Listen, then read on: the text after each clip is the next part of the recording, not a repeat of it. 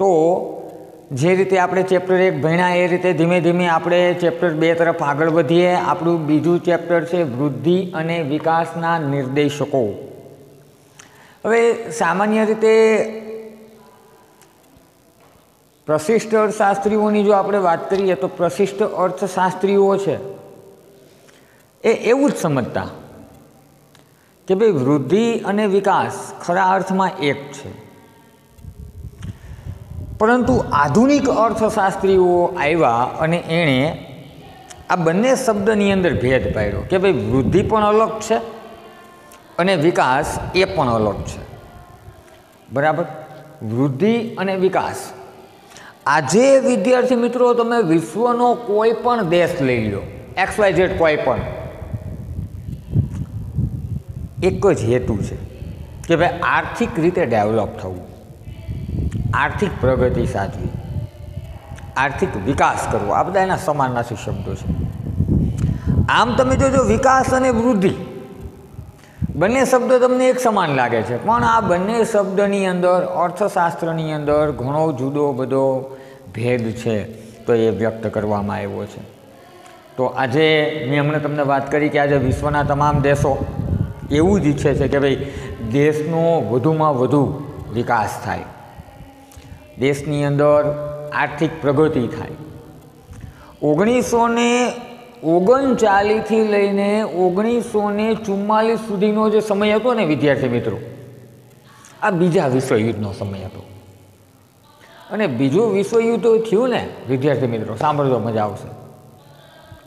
त्यारे विश्वना देशों बधा केवा हता कि भाई पोतानुं साम्राज्य केम वधे, पोतानुं साम्राज्य, पोतानुं आधिपत्य आखा विश्व उपर पोतानी छाप केम वधे, आवुं ज विचारवामां रह्या। पण बीजा विश्वयुद्ध बाद वृद्धि अने विकास प्रत्ये विश्वना देशों जागृत बन्या कि आ जे युद्धनी अंदर थतो आवो भयंकर खर्च, एरक्राफ्ट, मिसाइल्स, बॉम्ब, अनेक प्रकारना जुदा जुदा मशीन गनो, आमां विभिन्न प्रकारनो जे खर्चो थाय छे, तो आ खर्चाने टाळीने देशना विकासनी अंदर खास करीने घणी बधी एवी समस्याओ, गरीबी छे, बेकारी छे, भ्रष्टाचार छे, वस्ती वधारो छे, आवकनी असमानता छे, फुगावो छे, तो आ बधी जे आर्थिक समस्याओ छे, आर्थिक समस्याओने दूर करवाय विश्वना देशोनो अत्यारे आ एक हेतु बनी गयो छे। एटले आजे विश्वनो कोई पण देश एवुं ज चाहे छे कि भाई देशनो सारामां सारो एवो विकास थाय। बराबर छे।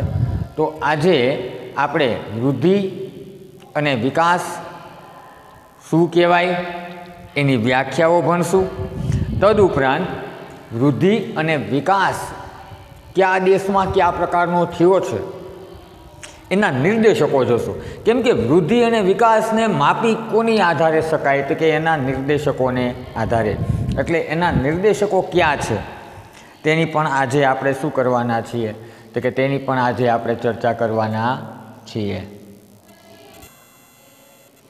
एटले वृद्धि अने विकासना निर्देशकोने आधारे क्यो देश छे केटलो विकास करे छे तेनो विद्यार्थी मित्रों आपणे ख्याल आवे छे। हवे आजे आपणे वात करीए तो वृद्धि अने विकास, आजे विश्वना देशोनी आपणे वात करीए ने तो तमने आखा विश्वमां बे प्रकारना देशो जोवा मळे छे। पहेला विश्वना देशोने 3 भागमां डिवाइड करवामां आवता हता। केटला भागमां? 3 भागमां। सौथी पहेला हती के भाई अल्प विकसित देशों, बीजू छे विकासमान देशों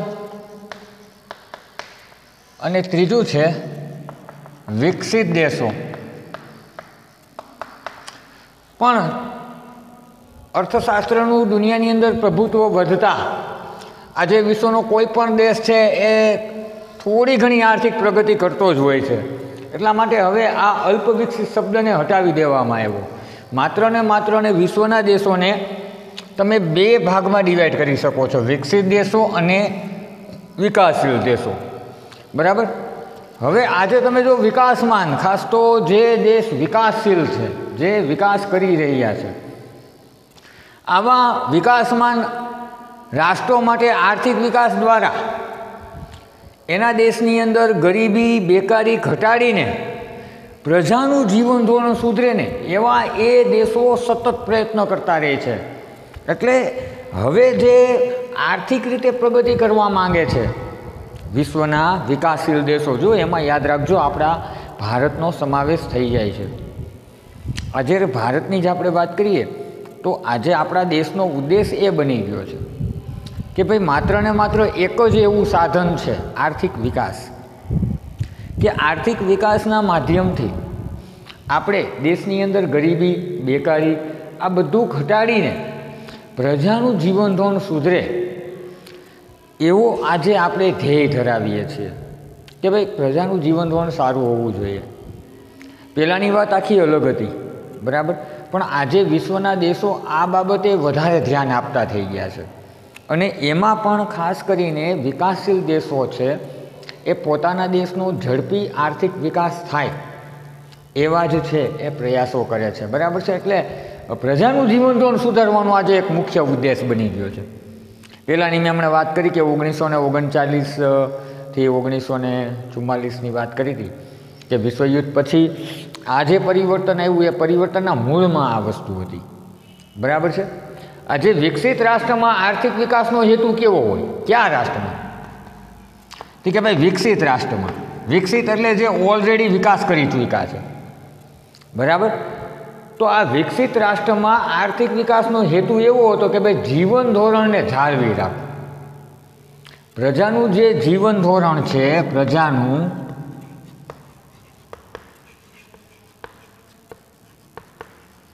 આને સતત જાળવી રાખવું.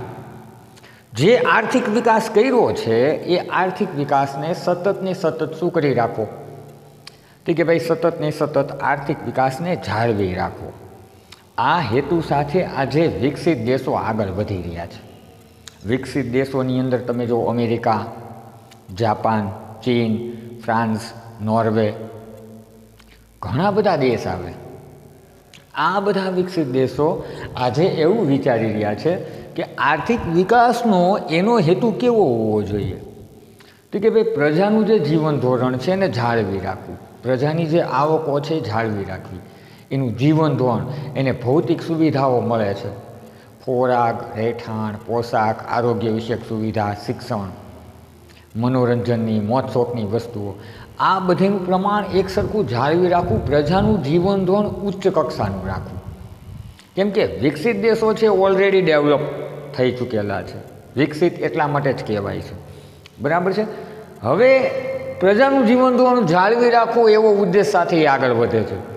આમ આર્થિક વૃદ્ધિની દરની જાળવણી એ વિકાસશીલ દેશોનો એક મુખ્ય પ્રશ્ન બની ગયો છે, બરાબર છે. આ હેતુ સાથે આગળ વધે છે. યાદ રાખજો કે આર્થિક વૃદ્ધિના દરની જાળવણી કરવી એ આજે વિકસિત દેશનો એક પ્રશ્ન બની ગયો છે કે જે રીતે જે વધારો થાય છે, વૃદ્ધિ શું છે એ હમણાં આપણે વાત કરશું. બધા વૃદ્ધિ છે એ વધારો છે, એક પરિમાણાત્મક પરિવર્તન છે. એટલે આજે આર્થિક વૃદ્ધિનો જે દર છે એને જાળવી રાખવું, એમ નામ જળવાઈ રહે, એ આજે વિકસિત દેશોનો એક પ્રશ્ન બની ગયો છે કે આપણે આર્થિક વૃદ્ધિ છે એ આમ નામ કેમ ટકાવી રાખવી, કેમ જાળવી રાખવી, બરાબર.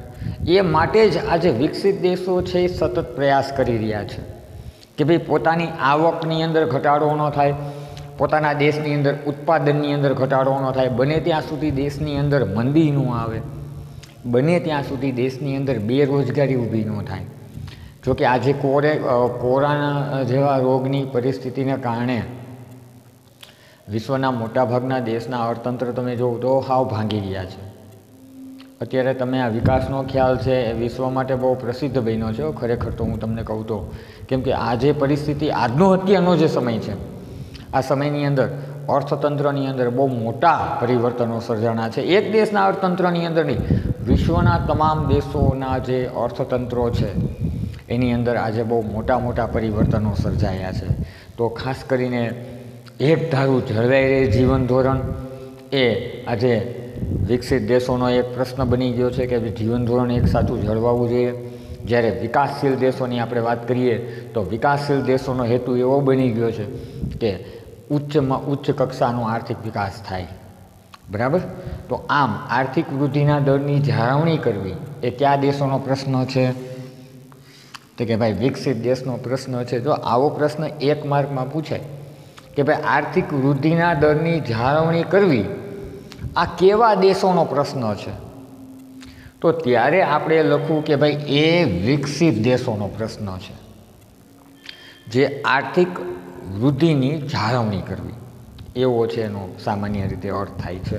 જ્યારે ઝડપી આર્થિક વિકાસ કરવો આ વિકાસમાન દેશોની આજે પૂર્વ શરત થઈ ગઈ છે. ઝડપી આર્થિક વિકાસ કરવો.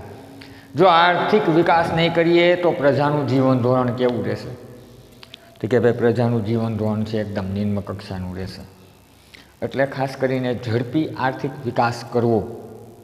બરાબર. ખૂબ સારામાં સારો એવો ઝડપી આર્થિક વિકાસ કરવો એ આજે કેવા તો કે ભાઈ વિકસિત દેશોની જરૂરિયાત આખી થઈ ગઈ છે. વિકાસશીલ દેશોની જરૂરિયાત છે એ થઈ ગઈ છે. આર્થિક વિકાસને બને ત્યાં સુધી ઝડપી કરવો. બરાબર. તો ખાસ કરીને આર્થિક વૃદ્ધિ અને આર્થિક વિકાસ વિશ્વનો કોઈ પણ દેશ હોય, આ વિશ્વના કોઈ પણ દેશની અંદર આ એના પાયાની પૂર્વ શરત છે. બને એમ વધુમાં વધુ ઝડપી આર્થિક વિકાસ કેમ થાય અને વિકસિત દેશો માટે કે જે આર્થિક વૃદ્ધિ થઈ છે એ આર્થિક વૃદ્ધિને કેમ ટકાવી રાખવી, આ એક મોટો પ્રશ્ન બની ગયો છે. વિકાસશીલ જેવા દેશો છે જે ધીમે ધીમે આર્થિક રીતે સદ્ધર થઈ રહ્યા છે, આવા દેશોનો પ્રશ્ન શું થયો છે કે ઝડપી આર્થિક વૃદ્ધિ કેમ કરવી, ઝડપી આર્થિક વિકાસ કેમ કરવો, કે જેથી આપણે વિકસિત દેશોની હરોળમાં આવી શકીએ. એટલે આમ બંને દેશો તમે જો આજે વિશ્વમાં તમને આ બે પ્રકારના જ અર્થતંત્ર જોવા મળશે આખા વિશ્વમાં. એક અલ્પ વિકસિત શબ્દ હતો સામાન્ય રીતે, પણ એ અલ્પ વિકસિત શબ્દને શું કરી નાખવામાં આવ્યો છે, આજે હટાવી દેવામાં આવ્યો છે. એટલે તમને જે જોવા મળશે એ આ બે પ્રકારના વર્ષ છે એ જ તમને જોવા મળશે.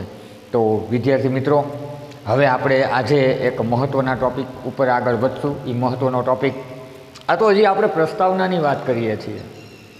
હું તમને સામાન્ય દેશની સ્થિતિ શું છે, કેવા દેશો કયા પ્રકારની વસ્તુઓ કયા પ્રકારનું અર્થતંત્ર ઈચ્છે છે એની જ હજી આપણે વાત કરી રહ્યા છીએ. હજી આપણે વિષયની અંદર ચેપ્ટરની અંદર હજી આપણે પ્રવેશ જ કરી રહ્યા છીએ. મેં તમને બ્લુ પ્રિન્ટ સમજાવી, વૃદ્ધિ અને વિકાસની સામાન્ય વાત કરી, ટૂંકમાં આપણે વાત કરીએ તો પ્રસ્તાવનાની વાત કરી. હવે આપણે આગળ વધશું કે ખરેખર વૃદ્ધિ અને વિકાસ શું છે. તો સૌથી પહેલાં આપણે જે વાત કરવાના છીએ એ વૃદ્ધિ વિશે વાત કરવાના છીએ કે ભાઈ વૃદ્ધિ એટલે શું, વૃદ્ધિની વ્યાખ્યા કોને કહેવાય. બરાબર છે. આ બધી બાબતોની આપણે શું કરવાના છીએ તો કે ભાઈ વાત કરવાના છીએ. ચાલો વિદ્યાર્થી મિત્રો, હવે આપણે એ જોશું કે આર્થિક વૃદ્ધિ અને આર્થિક વિકાસ. મેં હમણાં તમને વાત કરી કે ભાઈ વિશ્વના દેશોના જે અર્થશાસ્ત્રીઓ છે એ પહેલાં આ બંને ખ્યાલોને એક જ માનતા હતા, પણ આધુનિક અર્થશાસ્ત્રીઓ આવ્યા તેણે આ બંને ખ્યાલો વચ્ચે ભેદ પાડ્યો. તો વિદ્યાર્થી મિત્રો, હવે આપણે એ જોવાના છીએ, સૌથી પહેલાં આપણે વૃદ્ધિની વાત કરીએ, વિકાસની વાત આપણે પછી કરશું. સૌથી પહેલાં આપણે વૃદ્ધિ શું છે સમજીએ. હવે વૃદ્ધિ શબ્દ એક એવો છે, જો તમે સાયકોલોજીની દૃષ્ટિએ જોવ તો પણ અલગ થાય છે અને ઇકોનોમિક્સની દૃષ્ટિએ જોવ તો પણ અલગ થાય છે. એટલે અહીંયા તો આપણે વિદ્યાર્થી મિત્રો આર્થિક બાબતોની જ વાત કરવાના છીએ. વૃદ્ધિ એટલે ક્વોન્ટિટી, ખબર પડી? વૃદ્ધિ એટલે ક્વોન્ટિટી, આપણે એને ઇંગ્લિશમાં કહીએ તો ક્વોન્ટિટી એટલે જથ્થો. એટલે વૃદ્ધિ છે ને એ જથ્થા દ્વારા વ્યક્ત થાય છે. દાખલા તરીકે ઉત્પાદનનું પ્રમાણ 500 એકમ, 1000 એકમ, 2000 એકમ, 10,000 એકમ. તો આ શું છે તો તો કે આને આપણે વૃદ્ધિ કહેશું. કેમાં વૃદ્ધિ? તો કે જે પણ ચીજ વસ્તુના જથ્થામાં વધારો થયો આપણે એને વૃદ્ધિ કહેશું. એટલે સૌપ્રથમ વિદ્યાર્થી મિત્રો, વૃદ્ધિનો અર્થ શું છે અને એનો ખ્યાલ કેવો છે એની આજે અત્યારે આપણે ચર્ચા કરવાના છીએ. તો આર્થિક વૃદ્ધિનો અર્થ અને એનો ખ્યાલ, બરાબર છે. હવે મેં હમણાં તમને વાત કરી કે ભાઈ અર્થશાસ્ત્રીઓએ બંને ખ્યાલને અલગ અલગ ગણાવ્યા છે. પહેલાંના અર્થશાસ્ત્રીઓ, પ્રશિષ્ટ અર્થશાસ્ત્રીઓની વાત કરીએ તો એ આ બંને શબ્દને સમાન ગણતા, પણ આ બંને શબ્દ વચ્ચે ભેદ છે. આર્થિક વિકાસ પણ અલગ છે, આર્થિક વૃદ્ધિ પણ અલગ છે. હવે આર્થિક વૃદ્ધિ એટલે શું? તો કે ભાઈ આર્થિક વૃદ્ધિ એટલે સમયના લાંબા ગાળામાં, સમયનો લાંબો ગાળો કેવો હોય? તો કે ભાઈ 1 વર્ષ, 2 વર્ષ, 5 વર્ષ, 10 વર્ષ. 5 વર્ષ ઉપર જેમ જેમ સમય જાય એ સમયનો લાંબો ગાળો કહેવાય, ઉત્પાદન પ્રક્રિયાના અર્થે જોઈએ તો આર્થિક વૃદ્ધિ એટલે સમયના લાંબા ગાળામાં અર્થતંત્રમાં ચીજ વસ્તુઓના કુલ ઉત્પાદનમાં વધારો થાય. કેમાં? તો કે ભાઈ સમયના લાંબા ગાળામાં, સમયના લાંબા ગાળામાં જે ચીજ વસ્તુઓ છે અને જે સેવાઓ છે આના ઉત્પાદનમાં શું થાય? તો કે આના ઉત્પાદનમાં સતત વધારો થાય. એટલે દાખલા તરીકે ચીજ વસ્તુઓનું ઉત્પાદન છે, કોઈ પણ ચીજ વસ્તુ લઈએ, દાખલા તરીકે આપણે મોબાઈલની વાત કરીએ તો મોબાઈલનું ઉત્પાદન સમયના લાંબા ગાળાની અંદર, એટલે કે 1 વર્ષ દરમિયાન 25,000 મોબાઈલ બનતા હોય. હવે સમયના લાંબા ગાળામાં એ જ કંપની 5 વર્ષ પછી એ મોબાઈલનું ઉત્પાદન છે એ 25 કરોડ કરે. તો આ શું થયું? તો કે સમયના લાંબા ગાળામાં ચીજ વસ્તુઓ અને સેવાઓનું જે કુલ ઉત્પાદન છે એ કુલ ઉત્પાદનમાં શું થાય છે? તો કે ઉત્પાદનમાં સતત વધારો થાય છે. તો આ બાબતને આપણે શું કહેશું? આ બાબતને આપણે આર્થિક વૃદ્ધિ કહેશું. શું કહેશું? તો કે આ બાબતને આપણે વૃદ્ધિ કહેશું. એટલે આર્થિક વૃદ્ધિને સામાન્ય રીતે આપણે જથ્થા દ્વારા માપી શકીએ છીએ કે આર્થિક વૃદ્ધિ એટલે સમયના લાંબા ગાળામાં અર્થતંત્રની અંદર ચીજ વસ્તુઓ અને સેવાઓના કુલ ઉત્પાદનમાં થતો ઝડપી વધારો. આને આપણે શું કહીએ છીએ? તો કે આને આપણે આર્થિક વૃદ્ધિ કહીએ છીએ સમયના લાંબા ગાળાની અંદર. સમયનો લાંબો ગાળો કેવો હોય? તો કે 5 વર્ષ, 6, 7, 10 વર્ષ. અત્યારે દેશની અંદર જે ઉત્પાદન થાય છે, જે શરૂઆતમાં જે કંપની કે સરકાર દ્વારા ઉત્પાદન થાય તો સામાન્ય રીતે બહુ ઓછું ઉત્પાદન થતું હોય, પણ જેમ જેમ સમયનો ગાળો વધતો જાય એમ એમ ઉત્પાદનની અંદર શું થતું હોય છે? તો કે સતત વધારો થાય છે. 5 એકમ બનાવતી કંપની હવે 25 એકમ બનાવે છે, 25 એકમ બનાવતી કંપની હવે 5 લાખ, 25 લાખ, કરોડ, 5 કરોડ, 25 કરોડ, 35 કરોડ ચીજ વસ્તુઓનું ઉત્પાદન કરે. તો આ પરિસ્થિતિને આપણે શું કહીએ છીએ? વૃદ્ધિ કહીએ છીએ. બરાબર. તો અત્યારે આપણે આર્થિક વૃદ્ધિનો ખ્યાલ જોઈએ છીએ. સૌથી પહેલાં તો આપણે ખ્યાલ જોઈએ, પછી આપણે એની વ્યાખ્યા જોશું અને આજે આપણે એની મર્યાદા જોશું. તો આર્થિક વૃદ્ધિ એટલે સમયના લાંબા ગાળામાં અર્થતંત્રમાં ચીજ વસ્તુઓના કુલ ઉત્પાદનમાં થતો વધારો. એ શું છે? તો કે એ આર્થિક વૃદ્ધિ છે. હવે આર્થિક વૃદ્ધિમાં બીજી વાત તમને કરું તો કે ભાઈ આર્થિક વૃદ્ધિમાં વાસ્તવિક રાષ્ટ્રીય આવક વધે છે. શું વધે છે? વાસ્તવિક રાષ્ટ્રીય આવક. દેશની જે રાષ્ટ્રીય આવક, તમે ધોરણ 11માની અંદર રાષ્ટ્રીય આવક શું છે બહુ સારી રીતે સમજી ગયા છો. એટલે આર્થિક વૃદ્ધિમાં શું થાય કે ભાઈ વાસ્તવિક રાષ્ટ્રીય આવક અને વાસ્તવિક માથાદીઠ આવકમાં બંનેમાં સતત વધારો થાય. જીડીપી અને માથાદીઠ આવકની વાત કરીએ તો આ બંનેની અંદર શું થાય છે? તો કે ભાઈ બંનેની અંદર સતત ને સતત વધારો થાય છે. કેમાં સતત વધારો થાય? તો કે ભાઈ રાષ્ટ્રીય આવક વધે છે અને સાથે સાથે શું વધે છે? તો કે માથાદીઠ આવક. આ બંનેમાં શું છે? તો કે બંનેમાં વધારો થાય છે. હું તમને કહું છું ને કે ક્વોન્ટિટી, વૃદ્ધિ શબ્દ છે ને ક્વોન્ટિટી સાથે સંકળાયેલો છે. જથ્થો, સામાન્ય રીતે આપણે શું કહીએ શુદ્ધ ગુજરાતીમાં જથ્થો, કે જથ્થાની અંદર વધારો થાય તો એ વૃદ્ધિ છે. એટલે ખાસ કરીને આર્થિક વૃદ્ધિમાં શું થાય, જે દેશ આર્થિક વૃદ્ધિ કરી રહ્યો હોય ને એ દેશની રાષ્ટ્રીય આવક અને માથાદીઠ આવક છે ને સતત વધે. આજે તમે Norway, France, Germany, Japan, America, ચીન, આ બધા ડેવલપ કન્ટ્રીઝ છે. આ લોકોની રાષ્ટ્રીય આવક પણ એટલી બધી વિશાળ છે અને આ બધા દેશોની માથાદીઠ આવક પણ વિશાળ છે. શું કામ કે આ દેશ આજે આર્થિક વૃદ્ધિ કરી રહ્યા છે. ઉત્પાદનની અંદર ખૂબ સતત વધારો થયો છે લાંબા ગાળાની અંદર. તો આ પરિબળને આપણે શું કહેશું, કે આ પરિબળને આપણે આર્થિક વૃદ્ધિ કહેશું. સૌથી પહેલાં તમે વૃદ્ધિ સમજો, પછી આપણે વિકાસની વાત કરશું, બરાબર. તો આર્થિક વૃદ્ધિ એટલે કે વાસ્તવિક રાષ્ટ્રીય આવક અને માથાદીઠ આવકમાં સતત વધારો થાય છે. જે ઉત્પાદનના સાધનો કેટલા છે, જમીન, મૂડી, શ્રમ અને નિયોજકના પુરવઠા અને ગુણવત્તા સાથે સંકળાયેલો ખ્યાલ છે. એ કોને જવાબદાર છે? આ રાષ્ટ્રીય આવક અને માથાદીઠ આવક વધે છે, આ કોને જવાબદાર છે? કે ભાઈ ઉત્પાદનના સાધનોમાં વધારો થયો. હા, જમીન, મૂડી, શ્રમ અને ચોથું નિયોજક. તો આના વધારા સાથે શું થાય છે, રાષ્ટ્રીય આવક અને માથાદીઠ આવક વધે છે. દેશની અંદર ઉત્પાદનના ચારે ચાર સાધનોને કારણે શું થાય છે, કે ભાઈ ચારે ચાર સાધનોને કારણે ઉત્પાદન છે એની માત્રા વધે છે.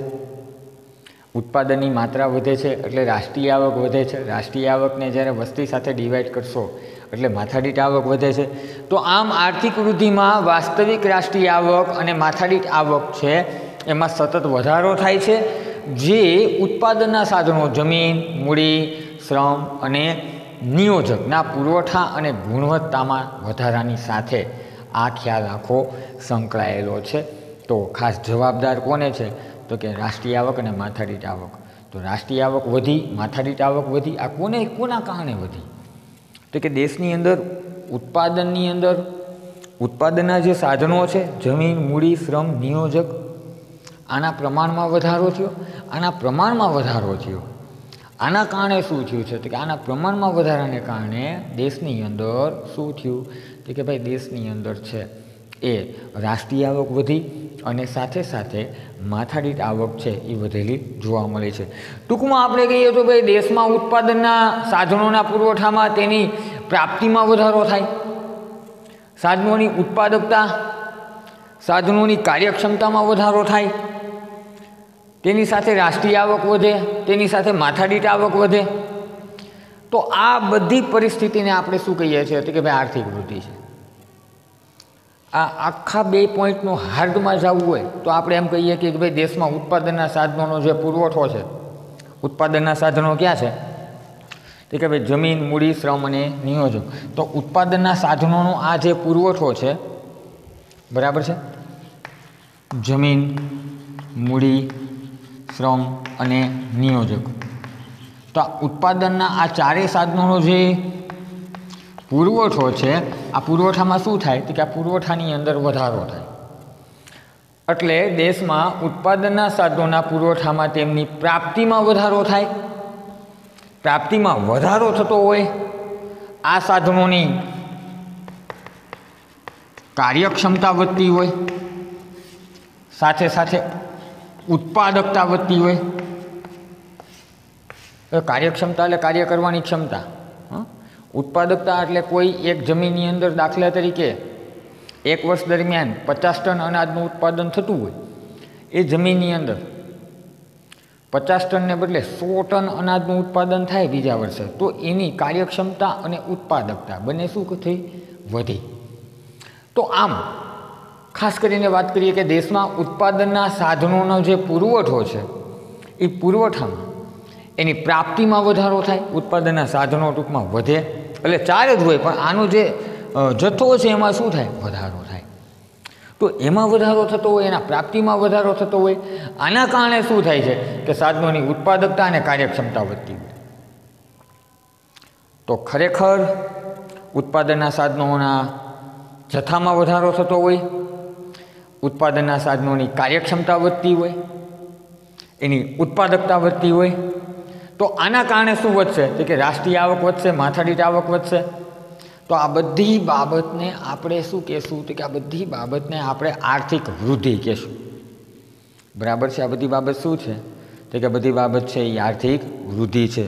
આમ વધુ ઉત્પાદન, વધુમાં વધુ ઉત્પાદન કોઈ વસ્તુનું, પછી એ મોજ શોખની વસ્તુ હોય, એ વપરાશી વસ્તુ હોય, તો આ વધુને વધુ જે વસ્તુનું ઉત્પાદન થાય છે, આમ વધુમાં વધુ ઉત્પાદન આર્થિક વૃદ્ધિ દ્વારા વ્યક્ત થાય છે. તો એ આર્થિક વૃદ્ધિ કેવું પરિબળ બની જાય છે તો કે ભાઈ અર્થતંત્રનું પરિમાણાત્મક પરિવર્તન બની જાય છે કે જ્યારે સતત ને સતત ઉત્પાદનની અંદર વધારો થાય, સાધનોની કાર્યક્ષમતા વધે, ઉત્પાદનના સાધનોનું પ્રમાણ વધે, એની કાર્ય કરવાની ક્ષમતા વધે, રાષ્ટ્રીય આવક વધે, માથાદીઠ આવક વધે. આ તમામ પ્રકારનો વધારો જેને આપણે શું કહીએ છીએ જથ્થા દ્વારા વ્યક્ત કરીએ છીએ. તો ખાસ એને આપણે શું કહેશું તો કે એને આપણે ખાસ કરીને ક્વોન્ટિટીમાં વધારો થયો, જથ્થામાં વધારો થયો. તો આર્થિક વૃદ્ધિ એટલે કેવું તો કે પરિમાણાત્મક પરિવર્તન થઈ જાય છે.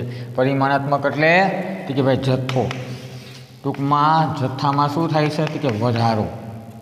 તો આને આપણે શું કહેશું તો કે આને આપણે આર્થિક વૃદ્ધિ કહેશું. આમ દુનિયાના બે દેશો વચ્ચેની જ્યારે તમારે આર્થિક સરખામણી કરવી હોય, પછી એ આવકની બાબતમાં હોય, ઉત્પાદનની બાબતમાં હોય, ઉત્પાદનના સાધનોની કાર્યક્ષમતામાં હોય, તો એનું મૂલ્યાંકન કરવા માટે આ ખ્યાલ છે શું છે ખૂબ જ ઉપયોગી છે.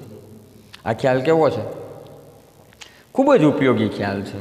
અને આ ખ્યાલને આધારે તમે શું કરી શકો છો તો કે ભાઈ તમે મૂલ્યાંકન કરી શકો છો વિશ્વના દેશોનું. આજે ચીન તમે જો, ચીન એક એવો દેશ આજે બની ગયો છે કે સૌથી વધુ અઢળક ઉત્પાદનમાં માહિર છે. આખો મૂડીવાદી ટેકનોલોજી અપનાવે છે, ધરખમ પ્રમાણમાં ઉત્પાદન કરે છે, એક આરે માલ સામાન માર્કેટમાં ઠલવી દે છે, એક સાથે ઉત્પાદન કરે છે એટલા માટે એનો ઉત્પાદન ખર્ચ પણ ઓછો આવે છે. આપણે એમ થાય મેડ ઇન ચાઇના વસ્તુ કેમ સસ્તી આવે છે. ઓકે, ક્વોલિટી તો હોતી જ નથી, પણ આપણે એને વિચાર આવે કે એ વસ્તુ બનાવે છે એકદમ સસ્તી આવે છે. શું કામ સસ્તી આવે છે? આ પાછળનું કારણ એ છે કે માર્કેટની અંદર એક હારે વસ્તુનો પુરવઠો મૂકી દઈશ. આના કારણે વસ્તુનું ઉત્પાદન ખર્ચ ઓછું આવે છે અને વસ્તુ એની સસ્તી બને છે.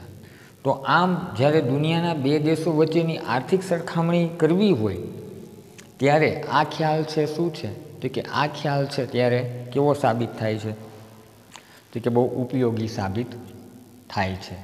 બરાબર. તો અહીંયા આપણે આર્થિક વૃદ્ધિનો ખ્યાલ છે એનો પરિચય મેળવો. વિદ્યાર્થી મિત્રો, આના પછીના વિડીયો લેક્ચરની અંદર આપણે આર્થિક વૃદ્ધિની વ્યાખ્યાઓ જોશું, એની મર્યાદાઓ વિશે આપણે વાત કરશું. ત્યારે આપણે આર્થિક વૃદ્ધિનો ખ્યાલ છે એ સંપૂર્ણ રીતે શું કરશું તો કે પૂર્ણ કરશું. તો ખાસ કરીને આજે આપણે આર્થિક વૃદ્ધિ શું છે સમજ્યા. હવે આપણે જે આઈએમપી ટોપિક યાદ રાખવાનો છે એ બધી વ્યાખ્યાઓ છે, પણ વ્યાખ્યાઓ વિદ્યાર્થી મિત્રો હવે આપણે આના પછીના વિડીયો લેક્ચરની અંદર વિભિન્ન પ્રકારની વ્યાખ્યાઓ આપણે પાકી કરવાની છે, ત્યારે આપણે એની વાત કરશું. ત્યાં સુધી વિદ્યાર્થી મિત્રો વિડીયો લેક્ચર છે નિહાળતા રહ્યો. તમને જો કોઈ પ્રશ્ન હોય તો આપ 100% મને ફોન કરી શકો છો. મારો નંબર આપ સૌ પાસે છે જ. કોઈ પણ વિષયનો પ્રશ્ન હોય તમે મને જાણ કરી શકો છો. બરાબર. તો ઘરમાં રહો, સુરક્ષિત રહો. કોરોનાની મહામારી દરમિયાન કોરોનાના કેસ સતત ને સતત વધતા જાય છે અને મોટામાં મોટી વિકટ પરિસ્થિતિ સર્જાય છે. એટલા માટે આપ ખુદનું ધ્યાન રાખો, પરિવારનું ધ્યાન રાખો, ખુશ રહ્યો અને બીજું એ ઘરમાં રહ્યો. આવજો.